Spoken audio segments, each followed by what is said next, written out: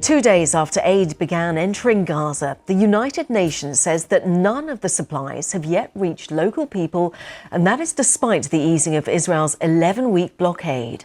The UN says despite trucks reaching the Palestinian side of the Kerem Shalom crossing, no aid has been distributed so far. They say they've been waiting for Israeli military permission to collect the supplies, but this has not been given. A BBC correspondent also says that lorry drivers have slept overnight in their vehicle cabins. 93 trucks entered Gaza on Tuesday, carrying aid including flour, baby food, medical equipment and pharmaceutical drugs.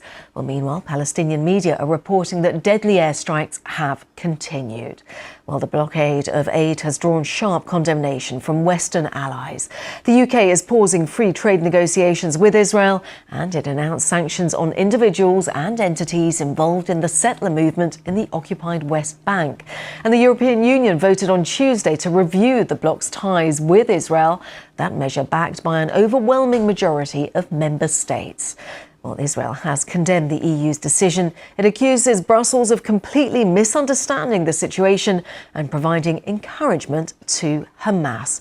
Well, let's cross over live to our Middle East correspondent, Yolande Knell, who joins us from Jerusalem. And I think, Yolande, should we just start with where the aid is at the moment? Our understanding is it's crossed over into the Palestinian side of the Kerem Shalom crossing, but it is currently stuck there. Do we know why?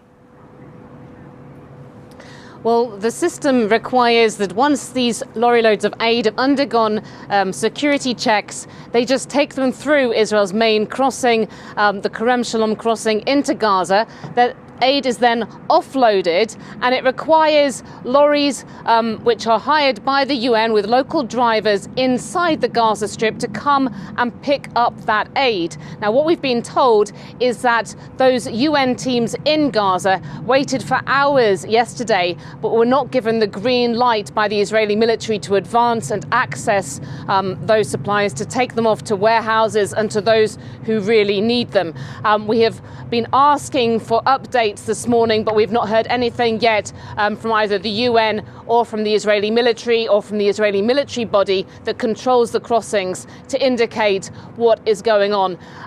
Of course, you know, there are these big logistical and safety issues. The UN has been highlighting that about picking up the aid and distributing it at a time when Israel has been intensifying its military offensive in the Gaza Strip. And one of my colleagues who was at this crossing yesterday said that they did see, you know, heavy bombardment going on not far away from there.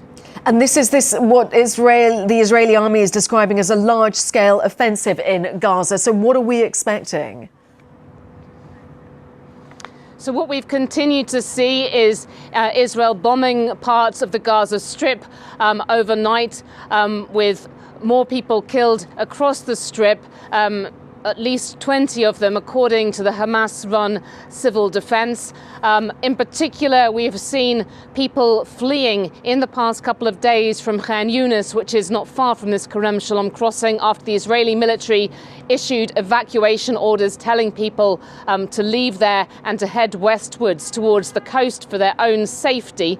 There is this ground operation that is going on in both the north and the southern part of the Strip. And we had the Israeli military's chief of staff saying yesterday, you know, this coming after all of the international criticism that there'd been, basically indicating that Israel's military course is not changing due to the external pressure that there's been, and also some domestic criticism too.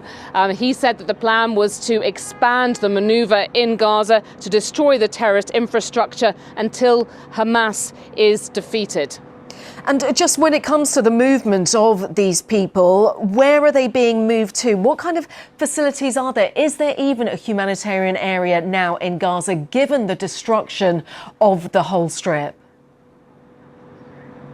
I mean, what we've seen in both the south of Gaza yesterday from the Khan Yunis area, people heading towards Al Mawasi. This was originally set up among these sand dunes on the coast as what the Israeli military called a humanitarian zone, although aid agencies have rejected that description.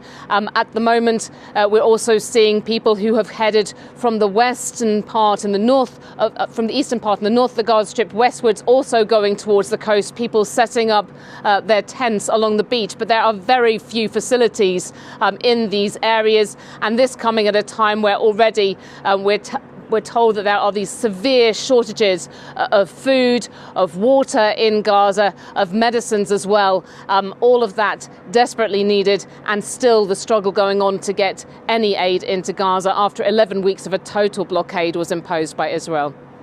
Yolande, as always, thank you very much for bringing us up to date. Yolande Knell there joining us live from Jerusalem. Thank you so much.